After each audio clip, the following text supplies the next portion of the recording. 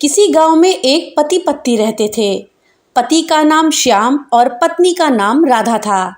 राधा बहुत ही धार्मिक प्रवृत्ति की महिला थी। वो अपनी झोपड़ी में रोजाना भगवान शिव की पूजा पाठ करती थी। राधा एक दिन ओम नमः शिवाय मंत्र का जाप कर रही थी।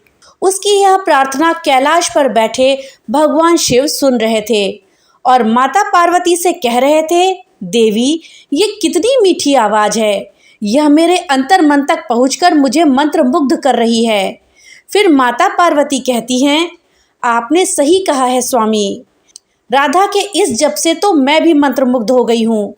भगवान शिव ने कहा, तुम्हें ज्ञात है देवी, उस झोपड़ी में राधा और श्याम रहते हैं, जो कलयुग के कठिन समय में भी धर्म का अनुसरण करके आदर्श स्थापित करेंगे, जो देखकर कलयुग के अन्य पुरुष भी प्रभावित होंगे। फिर माता पार्वती कहती हैं, अच्छा स्वामी, मुझे विस्तार में सब कुछ बताइए कि कौन है ये दोनों पति पत्नी और क्या है इनका परिचय।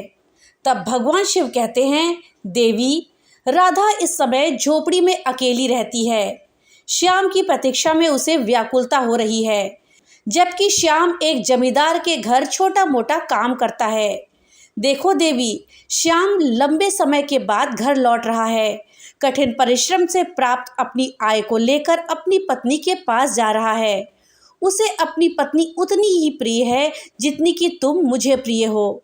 फिर माता पार्वती कहती हैं, मैं देख रही हूँ स्वामी कि आप उनकी बहुत प्रशंसा कर रहे हैं, परंतु मैं एक बात सोच रही थी कि वे पैसों के बिना अपना जीवन कैसे व्यतीत कर रहे हैं।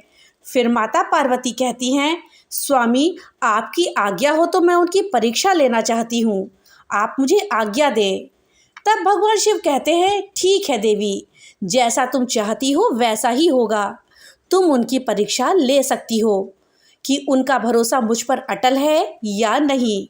फिर माता पार्वती पृथ्वी लोक पर पहुंचती हैं और इधर श्याम अपने घर जा रहा था। उधर माता पार्वती एक बुढ़िया का रूप ले लेती हैं और उनका शेर एक छोटी लड़की का रूप ले लेता है।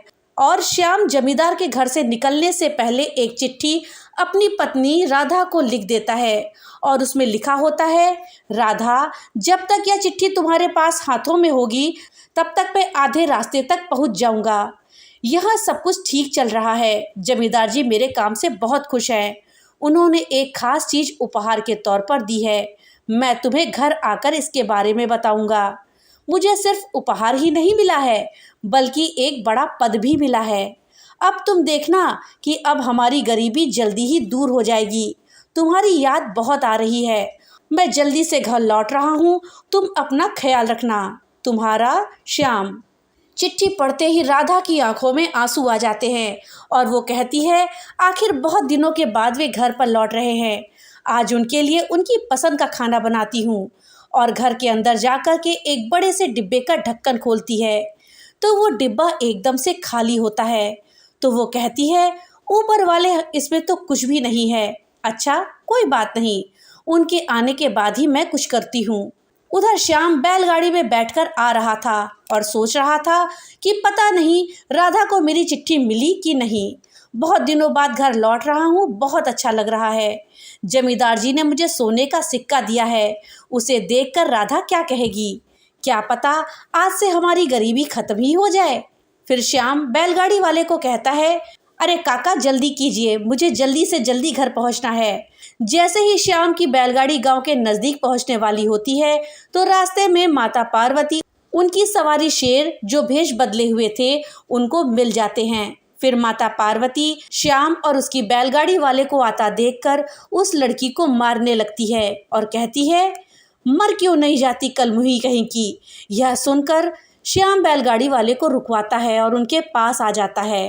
कहता है, अरे क्या हुआ माता जी, आप इस बच्ची को क्यों डांट रही हैं, क्यों मार रही हैं।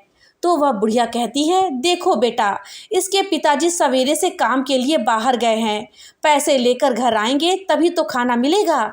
यह इस बात को समझती ही नहीं है, मर क्यों नहीं जाती कलमुही कहीं की। फिर श्याम कहता है, ओह नहीं नहीं, आप इसे डांटिए मत। फिर बुढ़िया कहती है, ये समझती ही नहीं है, ऊपर से घर का मालिक कहता है, किराया दो नहीं तो यहाँ से चले जाओ। मैं क्या करूँ बेटा, बताओ। इस लड़की को लेकर तो मुझे भीख मांगनी पड़ेगी। फिर श्याम मन में सोचता है, ये तो बहुत ही तकलीफ में है। मेरे पास तो जमींदार जी का दिया हुआ सोने का सिक्का है और कुछ नहीं। अब मैं क्या करूं? वो सोने का सिक्का मैं इन्हें दे देता हूँ। फिर श्याम कहता है, माँ जी आपका नाम क्या है? फिर वो बुढ़िया कहती है, मेरा नाम गौरी है। गोपाल फिर से पूछता है, आपके पति कौन हैं और वे कहाँ काम करते हैं? फिर वह बुढ़िया कहती है, मेरे पति का नाम शंकर है और वे काम करने के लिए बहुत दूर गए हुए हैं। फिर श्याम कहता है, अरे आप शंकर भैया की पत्नी हैं? मैं तो आपको ही ढूंढ रहा था। ये लीजिए, ये शंकर भैया ने आपके लिए ही भेजा है और वो मेरे साथ ही काम करते हैं। मैं आपको यह सोने का सिक्का देने आ रहा था। अच्छा हुआ जो आप यहीं पर मिल गई। इतना कहकर श्याम ने वह सोने का सिक्का उस बुढ़िया के हाथ में थमा दिया। फिर वो बुढ़िया कहती है, तुमने तो मुझे बचा लिया। और वे ठीक ठाक तो है ना? वहाँ पर सही सलामत तो हैं? श्याम कहता है, हाँ भाभी जी, वो बहुत अच्छे हैं। अब मैं चलूँ? फिर बुढ़िया कहती है, मेरा आशीर्वाद तुम्हारे साथ है। फिर वह बुढ़िया और वो लड़की वहाँ से चली जाती है। उनके जाने के बाद श्याम सोचता है, मैंने तो सारा धन इन्हें दे दिया। अब मैं राधा को क्या कहूँगा? इस धन से मेरे घर की हालत थोड़ी सुधर जाती। आपकी यह कैसी लीला है प्रभु? फिर माता पार्वती कैलाश पर्वत पर पहुंच जाती हैं तो भगवान शिव कहते हैं, देवी तुम्हारे बिना मुझे यह कैलाश सूना सूना लगता है। फिर माता पार्वती अपने आसन पर विराजमान हो जाती हैं। फिर भगवान शिव माता पार्वती से पूछते हैं, कहिए देवी, जो कुछ भी मैंने कहा था क्या वह सत्य साबित हुआ या नहीं? मैं आपकी प्रतिक्रिया जानना चाहता हूँ। फिर माता पार्वती कहती हैं, स्वामी आपने सही कहा था। श्याम निर्भीक भी है और बहुत दयालु भी। देखिए, उसे जो पुरस्कार मिला था उसने वो मुझे दे दिया। सारे पैसे दान कर दिए। यही तो मेरी प्राप्ति है। उसने एक बार के लिए भी संकोच नहीं किया। वे लोग कितने गरीब हैं। इस सोने के सिक्के से उनकी गरीबी दूर हो सकती थी, फिर भी उन्होंने नहीं सोचा। भगवान शिव कहते हैं, तुम सत्य कहती हो देवी। अभी भी उस दंपत्ति के मन में दुख और व्यथा अवश्य है। माता पार्वती पूछती हैं, स्वामी आप ऐसा क्यों कह रहे हैं? अभी भी उनके मन में दुख है? वो तो परीक्षा में उत्तीर्ण हुआ है, फिर ऐसा क्यों? भगवान शिव कहते हैं, जानती हो देवी, उन दोनों का मन सोने का है। उनको जितना तपाएंगे उनकी मनुष्यता उतनी ही निखर कर सामने आएगी और पवित्र हो जाएंगे ये दोनों दंपत्ति। किंतु इस बार उनकी परीक्षा मैं स्वयं लूंगा। यदि वो मेरे द्वारा ली गई परीक्षा में उत्तीर्ण हो जाते हैं तो इस असत्य के संसार में सदा सदा के लिए सत्यता की स्थापना हो जाएगी। उधर श्याम को घर पहुंचने में थोड़ी देर हो जाती है तो उसकी पत्नी अपने घर में बने मंदिर में हाथ जोड़कर प्रार्थना करती है, हे भोलेनाथ, मेरे पति बस अच्छी तरह से घर लौट आए। मैं बस इतना ही चाहती हूँ, उनका ख्याल रखना। तभी घर के बाहर से आवाज आती है, राधा राधा, दरवाजा खोलो, मैं आ गया हूँ। फिर राधा कहती है, ऊपर वाले सचमुच आप हमारे बड़े सहायक हैं। बस मैं आपसे प्रार्थना कर रही थी और आपने उन्हें सही सलामत घर पर भेज दिया। फिर वह दरवाजा खोलती है और कहती है, आ गए, आप अंदर आइए। फिर श्याम घर के अंदर आता है और कहता है, क्या हुआ, तुम तो बहुत दुबली हो गई हो। फिर राधा कहती है, आपने चिट्ठी में लिखा था ना कि आपकी तरक्की हुई है और जमींदार जी ने आपको उपहार भी दिए हैं। अब आप मुझे बहुत सारा खाना खिलाएंगे और मैं फिर से मोटी हो जाऊंगी। ये कहकर वो हंसने लगती है। फिर राधा कहती है, क्या हुआ, आपको आने में देरी हो गई? आप चुपचाप और उदास क्यों बैठे हैं? श्याम कहता है, अब मैं तुम्हें क्या बताऊं, मैं सब कुछ घर लेकर आ रहा था, लेकिन गांव के बाहर एक बुढ़िया और एक छोटी सी लड़की मिल गई। उनकी हालत हमसे कई गुना ज़्यादा खराब थी। मुझसे उनकी ये हालत देखी नहीं गई, इसलिए वो उपहार और सारे पैसे मैंने उनको दे दिए। राधा ने कहा, इसमें उदास होने वाली क्या बात है? श्याम ने कहा, मैं इतना गरीब हूँ कि मैं तुम्हें 2 वक्त की रोटी भी सही से नहीं खिला पा रहा हूँ। राधा कहती है, मैं यहाँ बहुत अच्छे से रह रही हूँ। वैसे भी अच्छे खाने पीने से ज़्यादा कीमती आपका मन है। आप बहुत दयालु हैं, सच कह रही हूँ। मुझे इसके अलावा और कुछ नहीं चाहिए। श्याम कहता है, मैं तो घर खाली हाथ आया हूँ। राधा ने कहा, आप जो कुछ दान करके आए हैं उसके लिए आप दुखी मत होइए। सच कह रही हूँ, आप पर मुझे गर्व है। आपने बहुत अच्छा काम किया है। श्याम कहता है, लेकिन अब मैं क्या करूं, घर का खर्चा कैसे चलाऊं? तो राधा ने कहा, आप एक काम कीजिए, सामने वाली जमीन खाली पड़ी है, वहां पर खेती कीजिए। श्याम कहता है, तुम ठीक कह रही हो राधा, अब मैं खेती बाड़ी करूंगा। अगर हमारा मन साफ है तो ऊपर वाला हमारी जरूर सुनेगा। राधा कहती है, चलो आज खाने का बंदोबस्त हो जाएगा, मैं पड़ोसन से लेकर आई हूँ, आप बिल्कुल भी चिंता मत कीजिए। फिर अगले दिन श्याम सामने वाली जमीन को फावड़े से खोदने लगता है और उस जमीन को खोदकर खेती योग्य बना देता है। उसमें गेहूं की खेती करता है और फसल बहुत अच्छे से उगती है और बड़ी भी हो जाती है। बस उसमें अब बाली आने वाली ही होती है। यह देखकर श्याम और उसकी पत्नी बहुत खुश होते हैं। राधा कहती है, आप देखिए अब सब कुछ ठीक हो जाएगा। तभी अचानक एक दिन बहुत जोर की बारिश और तूफान आता है।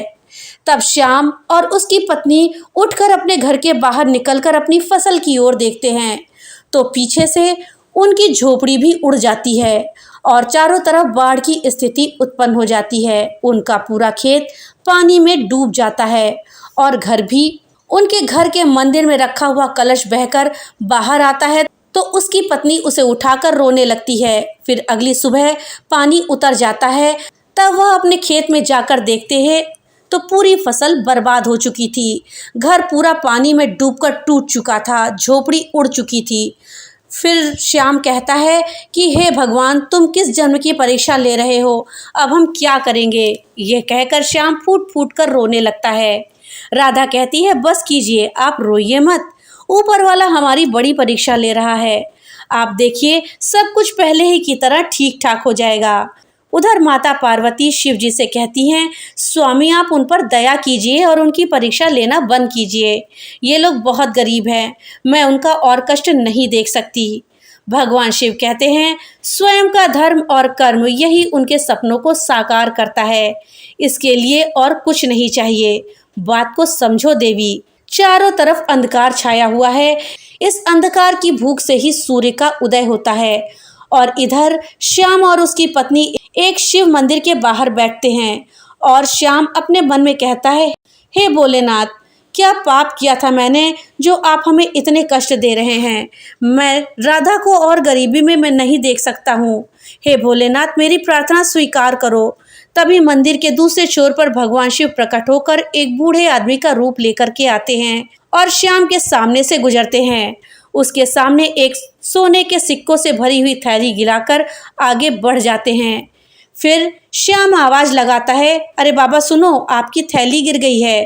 फिर भी वो बूढ़े बाबा नहीं सुनते हैं तो श्याम उठकर उनके पीछे जाता है और उनसे कहता है, अरे बाबा सुनिए, आपकी थैली गिर गई है। फिर बूढ़े बाबा कहते हैं, बहुत उपकार किया भाई तुमने, मेरे जीवन भर की कमाई इस थैली में रखी हुई थी, इसे लौटाकर तुमने मुझ पर बहुत बड़ा उपकार किया है, वरना ऐसा कौन करता है, कौन पड़ा हुआ धन लौटाता है? श्याम कहता है, नहीं नहीं, दूसरे का सामान लौटाना तो मनुष्य का कर्तव्य है। फिर बूढ़े बाबा कहते हैं, तुम बहुत ही सच्चे इंसान हो, वरना इस दुनिया में बस झूठे लोग ही व्याप्त हैं। उन सब के बीच तुम बहुत बड़े उदाहरण बनोगे बेटा। तुम्हें देखकर लगता है तुम बहुत गरीबी में जी रहे हो, फिर भी तुम्हारे मन में लोभ और लालच नहीं आया। ये बहुत बड़ी बात है। देखना, इस सत्य का फल तुम्हें अवश्य मिलेगा। ये मेरा आशीर्वाद है। अब मैं चलता हूँ। फिर श्याम और उसकी पत्नी अपनी टूटी हुई झोपड़ी में वापस चले जाते हैं। रात के समय राधा श्याम को एक गिलास पानी देती है और कहती है, ये लीजिए, आज भी पानी पीकर ही सोना पड़ेगा। फिर श्याम रोते हुए कहता है, हे भोलेनाथ, मुझे माफ़ कर दो, मैं और नहीं सह सकता ये गरीबी, अब मेरे अंदर सहन शक्ति नहीं रही है प्रभु। तभी उनके बाहर जोरदार प्रकाश प्रकट होता है। श्याम और उसकी पत्नी राधा घर के बाहर जाते हैं तो वो देखते हैं वही बुढ़िया और बच्ची और वही बूढ़े बाबा तीनों एक साथ दिखाई देते हैं और थोड़ी ही देर में वे तीनों भगवान शिव, माता पार्वती और शेर के रूप में परिवर्तित हो जाते हैं। श्याम कहता है, राधा, कहीं मैं सपना तो नहीं देख रहा हूँ? भगवान शिव और माता पार्वती साक्षात हमारे सामने खड़े हैं। फिर राधा कहती है, ये सपना नहीं है नाथ, हकीकत है। देखिए, भगवान शिव हमारे सामने आए हैं। फिर दोनों पति पत्नी कहते हैं, भगवान शिव और माता पार्वती की जय हो। इतना कहकर वे दोनों उनके चरणों में गिर पड़ते हैं। माता पार्वती कहती हैं, तुम्हारा इतना साफ मन देखकर हम प्रसन्न हो गए हैं। ये जो हमने तुम्हारे पैसे लिए थे, तुम्हारी परीक्षा थी। तुम्हारा मन इतना साफ है कि सृष्टि के सारे लोग तुम्हें हमेशा याद रखेंगे। भगवान शिव कहते हैं, मैं तुम्हें वरदान देता हूँ कि आज के बाद तुम्हें कभी दरिद्रता का सामना नहीं करना पड़ेगा। तुम सदैव सुखी रहोगे और आज के बाद से तुम जीवन में हमेशा उन्नति ही करोगे। फिर श्याम कहता है, आपकी कृपा दृष्टि हम पर बनी रहे हमेशा। जिंदगी में जितनी भी मुश्किलें आएं, आप हमें सदैव सही राह पर चलने का आशीर्वाद दें। भगवान शिव और माता पार्वती ने कहा, तथास्तु, और ये कहकर वो अंतर ध्यान हो गए। अब राधा और श्याम दोनों घर वापस चले जाते हैं तो देखते हैं वे थैलियां उनके घर में पड़ी हुई थी। एक थैली तो वो थी जो गोपाल को जमींदार ने दी थी और दूसरी थैली वो थी जो बूढ़े बाबा की सोने के सिक्कों से भरी हुई थी। अब उस धन से वे दोनों पति पत्नी हंसी खुशी रहने लगते हैं और उनका गुजारा भी अच्छे से होने लगता है। दोस्तों, हमें कठिन से कठिन परिस्थिति में भी सत्य का साथ नहीं छोड़ना चाहिए और ना ही भगवान के ऊपर से विश्वास उठाना चाहिए। भगवान भोलेनाथ तो भावना के भूखे होते हैं। दोस्तों, अगर कहानी अच्छी लगी हो तो वीडियो को लाइक और ज़्यादा से ज़्यादा शेयर करिएगा। और हाँ, चैनल पे नए आए हैं तो चैनल को सब्सक्राइब करना मत भूलिएगा और अपने विचार हमें कमेंट बॉक्स में लिख करके ज़रूर बताइएगा। तो मिलते हैं अगली नई कहानी के साथ, तब तक के लिए बाय बाय।